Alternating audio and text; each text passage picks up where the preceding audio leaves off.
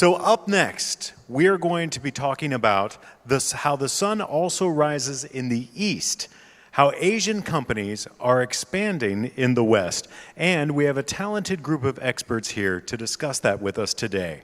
So please give a hand to welcome our panelists, CEO and founder at Echo, Kun Korawad Chearavanont, builder and investor at Ant Financial, Alibaba, Mr. Riddhiman Das, director and founder at City Curator, Mr. Tony Hughes, and editor-at-large of the Nikkei, Takehiko Ken Koyanagi, who is our moderator for the talk. Yato Nihonjin iru ne. Okay, a round of applause for our panelists.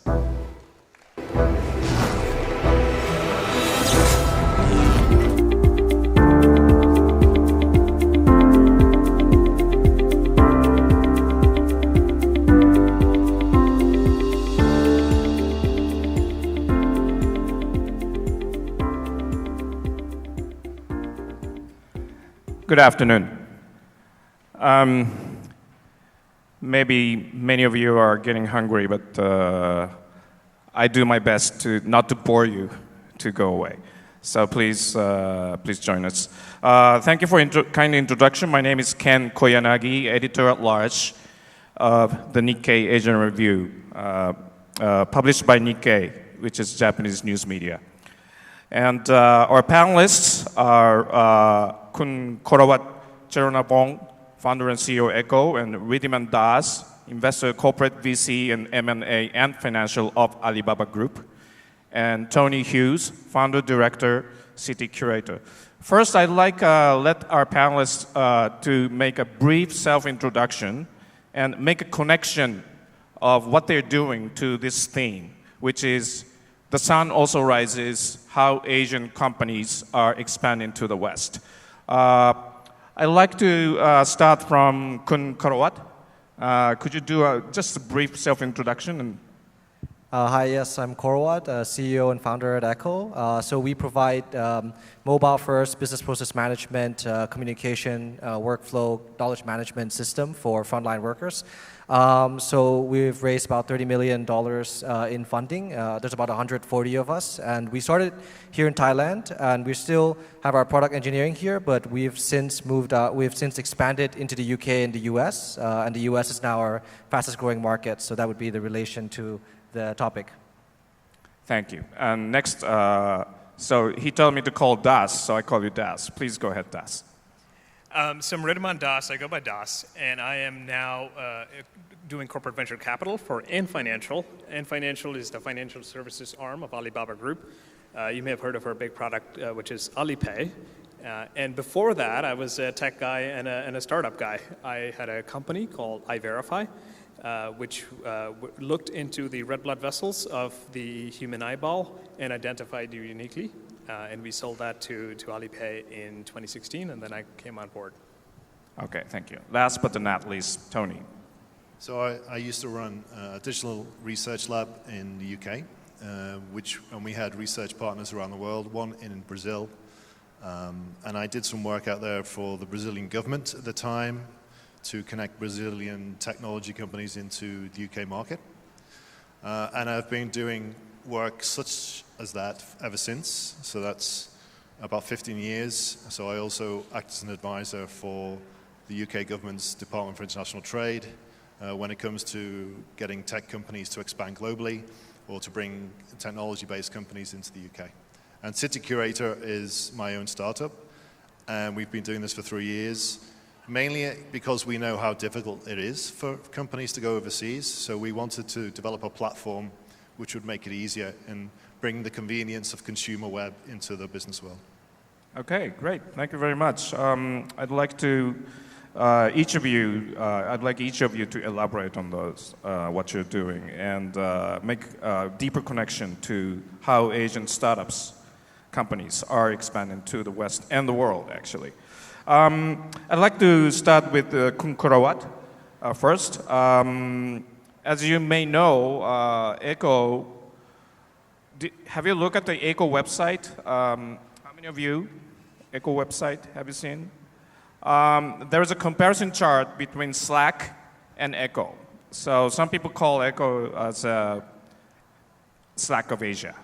But Korawad would deny that. And I'd like you to elaborate what Echo is and how you started up a company and in what mindset in terms of geographic development.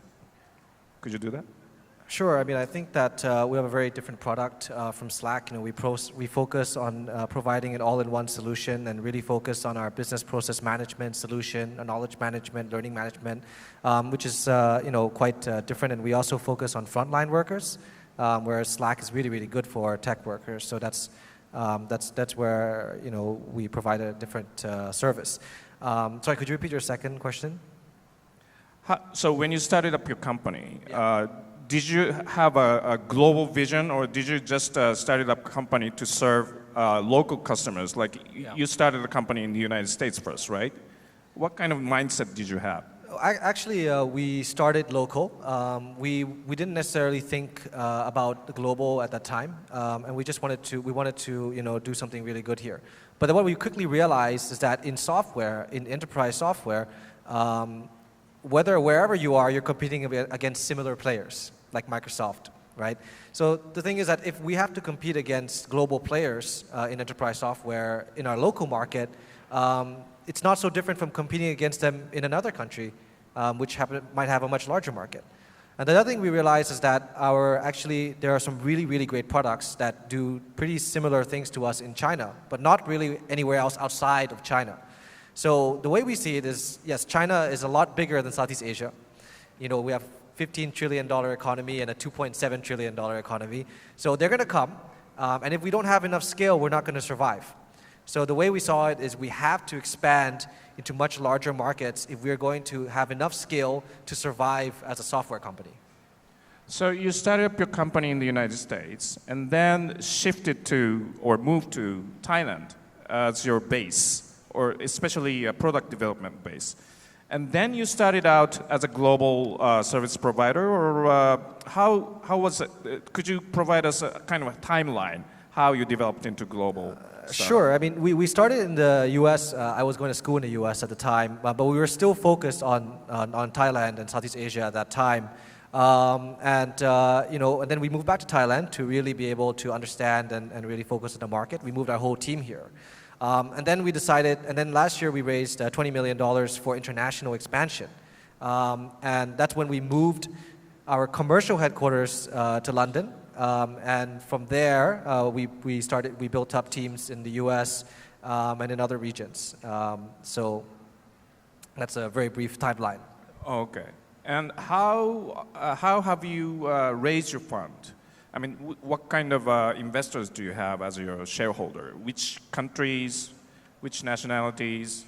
Could you brief it? Actually, we have investors from everywhere. Our seed round was led by 500 Startups, which is a U.S. firm. Our Series A was led by Gobi Partners, which is a Chinese, really big China origin firm. And our latest round was led by SMDV, EV Growth, AirAsia. So that was a lot of fun, came from Indonesia. So really quite broad and international in terms of where our funding came from. And so obviously you're flying around the world. Yes, yeah.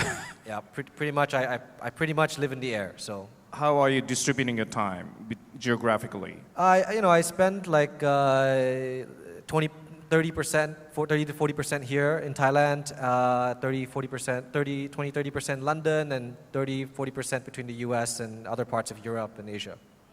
Okay, and but the US is the highest growing, the fastest growing market for you? Yes, the US is now our largest growing market and is home to our largest customer now, even though we've only launched there for 6 months. You really see a big difference in scale and how companies move and think. So it's been really exciting. We just hired 20 people in the last 3-4 months in the US. Okay, great. Yeah. Thank you. Next, I'd like Das to come in and talk about, as an investor, how are you looking at Asian startups as a global player? I mean, maybe they don't have that kind of thinking when they start up companies, and you have to advise them and guide them to become truly global players. So your conversation with founders and managers of portfolio companies, what kind of conversations are you having right now? And what changes are you observing? Sure. So an interesting quirk about Ant Financial is that we're a startup ourselves, right? We're a fairly big startup. We're in fact the largest startup in the world at the moment, but we still call ourselves a startup, and we still have the ethos and the culture of a startup, right? So I can speak a little bit to our experience as well as how we approach those conversations as well. So Ant splintered off of Alibaba in 2014, and we are. We started as a separate company. Today, they are two separate companies. Alibaba does not have a direct ownership share in, and neither does Ant and Alibaba. And we raised last year one of the world's, actually the largest private fundraising round in the history of startups. We raised $14 billion at $150 billion valuation. And so, in many ways, we're the largest unicorn out of Asia and out of the world, right? And so, as part of that, engaging with startups, a major part of it is convincing them that, hey, we still have a lot of this innovative thinking, a lot of the creativity that comes with a fast-paced startup culture, right? We move incredibly fast. We've added more users than I thought was ever possible in China domestically alone. Having done a startup myself and been a part of the entire journey of go-to-market in Asia and abroad, I think it's really good to have a partner, a big brother, if you will, looking out for you in these markets, right? Let's say you're an American company trying to commercialize in Asia, right? Without a partnership with a bigger corporation that helps you go to market, like Alibaba or Tencent or any of the other major Asian players, it's easy to get eaten alive, right? Oftentimes, there's a little bit of distrust in the Chinese system, right? Will you respect my intellectual property? Will you respect, the confidentiality agreements that we have? And it's easier to convince that we are responsible with intellectual property rights if you're a bigger company, right? The way I address that question is, Alibaba is a public company in the West, right? If Alibaba is abusing intellectual property rights of a little startup and screwing them over, the stock market's not made very kind to our stock valuation, right? So in my specific role, I work a lot with enabling technologies for the enablement of financial services to bring financial services to the historically underprivileged and underserved markets of the world. And a lot of times I'm working with very deep technology founders, right? Because we have a lot of the capacity to build the end user solutions ourselves. We can tailor that to the local market. And how we grow is through strategic partnerships with local partners, right? Like we have partners in India, in Pakistan, and Bangladesh, Thailand, Malaysia, Philippines, all the way to Korea and Japan. And we partner with these companies that oftentimes we invest in and help them bring their technology to not just Ant Financial and Alibaba, but also to our entire global portfolio, right? I'm just curious. So how Alibaba Group, for example, trying to be a big presence in the West, and how do you think they have been successful in that, or unsuccessful in that, and what kind of struggles are they having to tackle the Western market as an Asian company? Sure. Let me give you what I see as an individual rather than what I see from the inside, right? Because I think that's an interesting use case. So if you look at two large Chinese companies in the software market trying to go global, the names that come to mind are WeChat and Alibaba, right? And we're taking very different strategies in going global. There is not an Alipay in Thailand, right? There is not an Alipay in Indonesia. Or India, right? But at the same time, we are exporting our technology through our strategic partnerships with local players, run with the local teams, right? The execution is the local team, but the technology is the battle-tested technology that Alibaba has proven at scale with 1 billion users in China, right? That we're bringing to these local partners.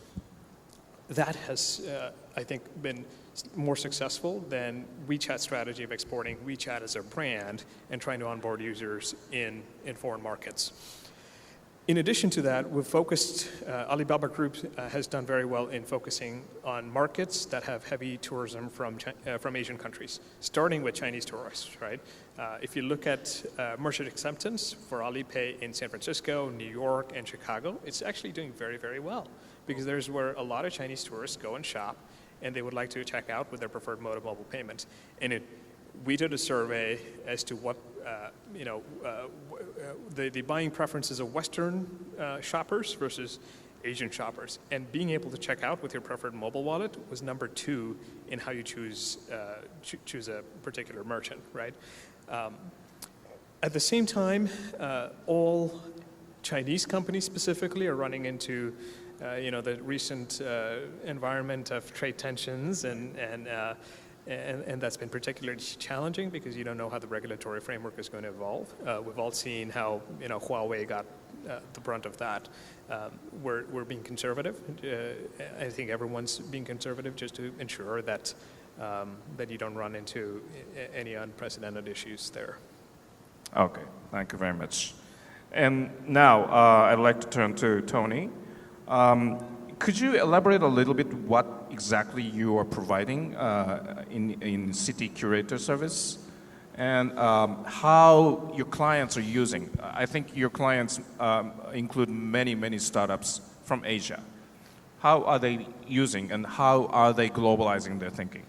I think, but one of the questions that the audience has popped out in terms of asking who are the Asian startups that are succeeding in the UK or Europe.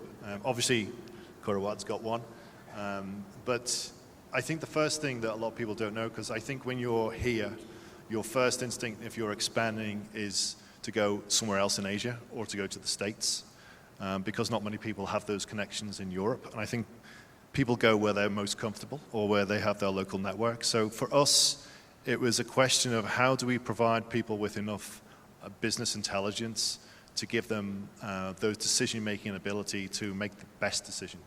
So we created a rules-based algorithm, basically, which connects whatever company you are and what you want to do, because companies expand for all kinds of reasons. They might be raising investment, they might be scaling in terms of market size, they might be looking for an acqui-hire. So we put all of that into the platform we've used. The company tells us what sector they're in, what they're looking to do in, say, the European market. And then we match them. At the moment on the platform, there's 27 European cities, which we've matched by sector and by size.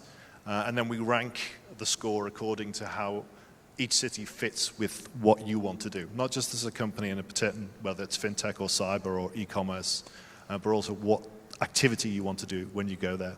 And then we rank those cities accordingly, and then you can look at each city individually, and there has more data there on talent, on workforce, on cost of living. And then that's the first step. The second step where we provide help is you need to go there. So you need commercial partners. So everything from lawyers, accountants, HR, to marketing, to sales, to distribution, depending on what you do. You need to have local partners that you can trust, which is the key word, because if you're going into an unknown market, you need to be able to trust people so you're not engaging with bad actors who will either overcharge you or not deliver in the right way. So in that sense, we're removing a lot of those hurdles for companies who have that instinct to go overseas, who have a good product. I suppose that we also take a view on whether your product is likely to succeed in the market where you're looking at as well. If you analyze usage patterns of your service, would you say more and more earlier stage companies are using your service as a means to make footholds in Western geography? Or is it rather later stage? It's all of them, to be honest. Yeah, I mean, because obviously with each company, depending on what product or service you provide, you're more able to go global quicker, depending on what you do, and what type of app you're building out, or what type of web service you're building out, or whether you're selling it to medtech, takes longer, and you have to do those trials. So it depends on which sector and what stage you're at. But we also have corporates who use this as well, because everyone thinks the corporates have all those linkages into all those different ecosystems, and they don't. And they're looking for different types of targets. They might be investing, for example, or they might look for commercial partners in different senses, whereas a startup generally is looking to raise investment and maybe looking for some commercial partners to resell their technology. So it depends on what they're doing. But we get them from different types. It's not just startups. But startups now, of course, compared to 10 years ago, can scale a lot quicker because they don't need to have all the technology themselves. They can just bring it in from other companies. How about the trends in nationalities of those startups that using your service?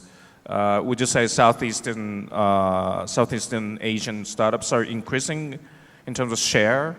Or what kind of geographic trend do you see? So we've done soft launches. The full platform is not launched till September. So we've only done soft launches in certain Asian territories. And actually the most active one is South Korea right now. South Korea? Yep. I think partially because not only technically have got lots of experience and talent there, I think, but also the government there has been plowing billions into their startups for many years now.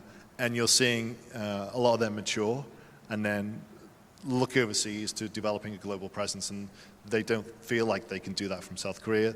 They need to go elsewhere. And I see a lot of startups come from that space, both in electronics, in finance, and also in medtech. Here, I mean, obviously, the first time, as I mentioned to you before, I came to Bangkok was 2 years ago to speak at Techsauce, which was really impressive and continues to be impressive. And I think here you've got a very interesting ecosystem. You've got companies now starting to mature. I think here it seemed like there's lots of tech talent who are working for other companies around Asia. And now it feels like you're building your own ecosystem of companies where the IP is held here and the products are developed here. And they're getting to a point where they're thinking, all right, I now need to globalize. I need to go somewhere else. And obviously we get some from Singapore where they just use a global launchpad for elsewhere. Okay. Korawad, do you agree that more and more colleagues of you, I would say, are emerging from Southeast Asia, including Thailand? Do you agree? I don't think so. You don't? No, I think, to be honest with you, I think that, first of all, in Thailand, to be honest, we are definitely a bit behind our peers in terms of regional expansion first, right? I mean, from Singapore, Malaysia, Indonesia, you have great regional companies. But in Thailand, we don't have that many startups that are actually regional, even, right? So before we actually talk about global, even regional, I think that, there's still a bit of barriers there. And I hope that, I think that it's changing. I think that more and more startups are looking regional. And so I don't think yet there are not as many global looking startups that I hope there will be in the future. Okay, all right. Well, if you look at Techsauce, I mean, you feel very, very encouraging. So many Thai and Asian startups emerging in this area, yes, but yes. Still a long way to go, probably. Okay. All right. Another thing I'm interested in is choice of locations of your business. I have an impression. So Asian startups tend to be focused on building their businesses in Asia, and then start thinking about the rest of the world. Is that the right approach? What do you think, Korawad? I think it really depends on what type of business you're running, right? So for us, it was really, really simple.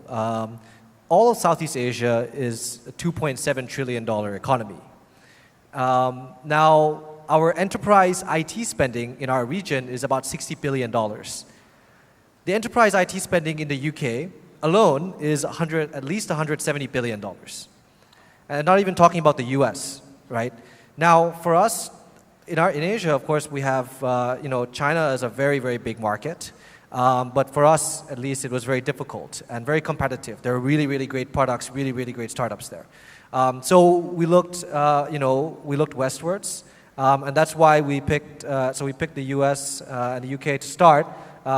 Language-wise, English speaking is something that it made sense for us, but also the scale of the market and the maturity of the market for our industry. So it really made sense as a next step. Focusing our resources in markets like that really makes sense because the return on investment is really high. And I think that again, like the figure I gave shows clearly the difference in the size of, for example, in our software market. Okay. Do you have any success stories about how the change of way of thinking led to rocket start or rocket development of a certain company in terms of globalization? Sure. Yeah. So one of our from Asia, of course. Sure. Yeah. One of our partners, which is also one of our portfolio companies, has done incredibly well. I'm talking about Paytm, of course, in India, right? So Paytm benefited from a lot of trends in the domestic market that carried it forward. Demonetization was a huge blessing. No one knew it was coming, but it happened, and as a result of which, Paytm skyrocketed and became the rocket ship that you described today, right? Paytm has since then been very successful in expanding to other countries, even in the West. For example, Paytm also has a mobile payment application in Canada, right? And it's onboarding users for utility payment and bill payment and all these common use cases that the Canadian customer needs to use a mobile wallet for, right? Similarly, Paytm is also working with launching a wallet in Japan that has made rounds in the press lately. I think it's a remarkable story of two companies working together where one team really understands the local market and the local opportunities there, and then the other, we were able to provide the technical expertise and the technical platform and a battle-tested architecture that would enable them to scale and grow, right? I think Paytm is a crown jewel in the success story of globalization there. And then obviously my company is an example, right? That I was with before. We commercialized a biometric technology that was really useful in devices that had only a front-facing camera, right? Today we take in the higher-end markets the Touch ID and Face ID for granted. And it was really Alibaba and the partnership we had with Ant Financial that helped us understand how this technology could be used to foster financial inclusion from devices that are, really cheap that just have a front-facing camera, right? So it was an example of the reverse, where a Western company saw the opportunity in Asia and was bought by an Asian company. I remember until some time ago, U.S. startups tend to be very, very local, very, very domestic, because the U.S. market itself is large enough. They could be busy enough to tackle their own domestic market. And would it be fair to say the same thing is true for Chinese companies these days? I mean, so they tend to lag in starting thinking about globalization. To a certain extent. I have seen two different attitudes to that. In certain cases, if a product does better overseas, it's almost seen as validation by the Chinese consumer that this is a product or a service that is popular in the United States or Europe, and so it must be more legitimate than someone that is popular only in China, right? So I've seen startups try to go outside China first and then use that as a way to establish more credibility in the Chinese market. I've also seen the opposite, where China is a very big market. It is one of the largest growing markets in the world today, and so if you excel purely in China, then you can start to worry about overseas expansion. And there's pros and cons to that approach as well. Oftentimes, it's harder to export a brand out of China. I think TikTok is an example of something that has managed to export the brand outside of China, but generally, for B2C companies, that's particularly hard. How is Donald Trump power politics affecting the way of thinking of Chinese startups when they think about globalization? Are they shifting their target from the U.S. to the rest of the world, for example? That's a particularly difficult question to to answer without being politically correct, so I'll try to do my best. It's particularly challenging right now because there's so much uncertainty, right? Chinese startups don't know if they should start engaging now or if it's time to lay low and see what treaty eventually evolves or what the trade deal eventually looks like, right? On the other side, American companies are now extremely wary of engaging with Chinese customers or Chinese larger corporate entities because they don't know if that partnership is kosher with the Trump administration, right? So I think it puts a dampener on both sides engaging with each other, and the uncertainty is going to persist for quite a while. I have heard of larger companies in China take very long-term positions that this is going to be a multi-decade-long trade war. A lot of times, the assessment is that this is not going to go away when Donald Trump is no longer president, right? The cat is out of the bag, and public sentiment is turning towards China in the West, and potentially the other way as well. So it's a thorny issue right now. There is no clear-cut answers. Okay. Tony, I'd like to ask you about more probably fundamental question, which is East versus West as a destination for startups. Because obviously the economic growth speed is a lot faster in Asia compared to the West, which is a kind of old economy. So don't you see any trend among startup who head to the East rather than the West? Yeah, it's a good question. Yes, but I still think a lot of back to your earlier point about China and the US, where Chinese or US companies will look, their instinct is to stay with what they know, which is local. And I still think in the UK, we still think a bit like that. Whereas I know this market, I'll grow to a certain size, and then someone from China or US will buy me. I still think there's a bit of that attitude before they think about globally expanding their business. But I think because there's more knowledge now of the Asian market, and there's more confidence that the market is growing much faster than it was, more technically savvy than it was. So for companies coming from the technical field, they feel more attracted to this region. And then for them, it's the reverse of Asian companies coming into Europe, which is they need to know where to start. Where do I start if I'm coming into the Asian market? And then they come across the obstacles that we all come across when traveling across borders, which is language and culture. And then who to trust. Who do I trust to give me a snapshot, to give me the viewpoint, the fast track into that marketplace? And I think certain territories in Asia and this region, like Singapore, for example, or Hong Kong, have been the global nodes where people will go, well, I know someone in my personal network to go there. But I think increasingly people will be looking outside of that to give, depending on what they do. For example, my friend's company is a blockchain crypto wallet, and they were looking for a place in Southeast Asia to trial their product, and they went to Indonesia because they thought it would be an easier place to do that. So back to the point that all the panelists have made, it depends on what stage you're at and what technology you have, or what product or service, and that dictates very much how your product market fit will go into whether it's suitable for a global market. And then it's about finding the right information, the right location, the right support, and hopefully that's something we provide. Okay. Actually, the screen is saying overtime, but I think we started late, right? I think we have a couple minutes. So maybe I can add on to a little bit to what he just said. One of the trends I'm observing is actually particularly interesting to me and is in Israel, right?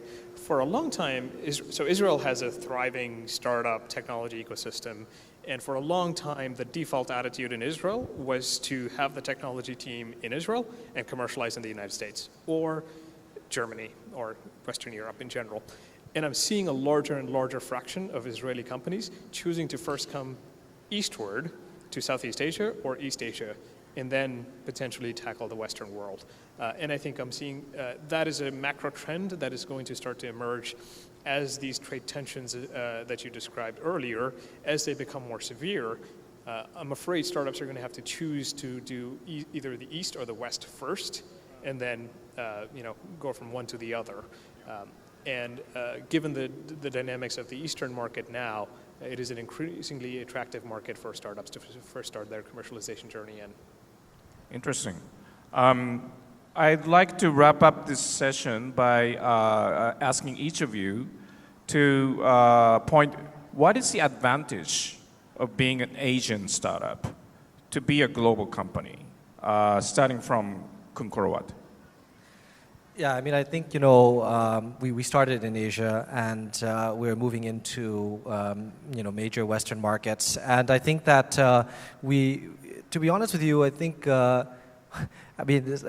first of all, the cost is definitely a benefit. It is a fact that, our competitors, our counterparts in some, I guess, wealthier countries do have higher costs than us in many areas. So starting up, as a starting point, this is something that really helped us to scale a pretty large team for less cost than our competitors might be.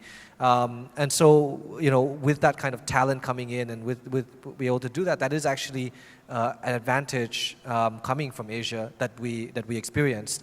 But also, I think that, to be honest with you, Asia was actually ahead in adopting many trends. So in our industry, in general, mobile adoption, and adoption of social media and other mobile apps, obviously, as everyone knows, was adopted really quite early here. And a lot of trends actually followed in the West. So, by the time we actually went to, Europe or the US, we actually found that there were almost nobody doing something similar to us, or they were at an earlier stage. So this really allowed us to expand, pretty quickly into, Western, into the West. Okay. And next, Das. Sure. How, maybe how, I how just could an answer. Asian company? Do you mind if I just answer? I'll just answer this question real quick. I think that actually for us, both the UK, US markets are really good, and the UK was a great starting point because it's really easy to get to from Bangkok. But I think the difference is that the US is really big, right? I mean, we're talking about $21 trillion economy, similar in size to the whole EU. So I think that's really the difference, is that there's a lot of companies, a lot of potential customers. So the absolute number of, for example, really good customers, actually I think is higher naturally. So it's not necessary that you are less successful in the UK than the US. I mean, no, it's just about. I think it's about scale. Yeah, it's just a different size of countries. Yeah. Okay, thank you. So, how could an Asian company can leverage being Asian? Sure. So to piggyback on a little bit of Eko's answer here, one of the blessings in disguise for an Asian company is that oftentimes you have less trust than an equivalent Western company. And that's challenging, but it's also, if played well, can be an incredible advantage. For example, we know that a Chinese company operating in the Western market always starts with two strikes, right? You get one opportunity to screw up and then you're done. So what that leads most Asian companies to do is to attack issues with a completely fresh perspective. For example, look at Visa and MasterCard in India, right? Yeah. India passed a data localization law early this year, and Visa and MasterCard are not compliant. But Alipay was compliant from before this was even a law, or Paytm was compliant, because we anticipated that the Indian customer is not going to be kind to us if it turns out that we might be sending data from India to any other country, right? So those kinds of proactive measures, if taken well, I think strategically executed upon are of a significant advantage to Asian startups. What was the second part of your question earlier? I mean, how could an Asian company can take advantage of being Asian? Sure. And so the other part is to piggyback on, again, Eko's answer. Asia is, in payments at least, 30 years ahead of the United States, right? The United States just moved from mag-stripe credit cards to chip and PIN, or chip and signature, and we don't even have chip and PIN yet, whereas Asia is completely doing mobile payments and mobile checkout and all those things. So in many ways, Asian startups have the benefit of seeing what the future looks like and then bringing that to the Western market, right? So executed brilliantly, that is a clear source of competitive advantage. Okay, great. And finally, Tony, what is your observation of Asian startups, especially Southeast Asian startups probably, tackling the Western market or Western cities? Yeah, so I won't mention the points that have already been mentioned are good points around cost and scale and focus. And I suppose I also, what I see here, I've done a lot of ecosystem work in the West in startup hubs going back 20 years, because I know I don't look it, but I'm actually quite old. And I feel the energy here that there is not in Europe or not in the States. And I think partly the excitement for me comes from, it feels like here you've grown up in the mobile age where the internet's a given and it's everywhere and it's not just on your laptop.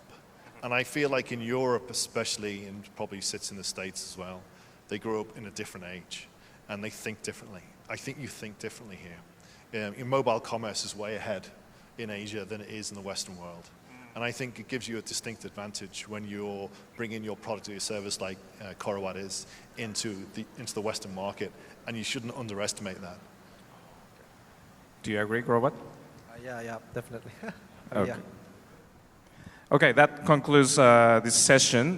Thank you for joining us, and please join me appreciating their insights with a big round of applause. Thank you very much.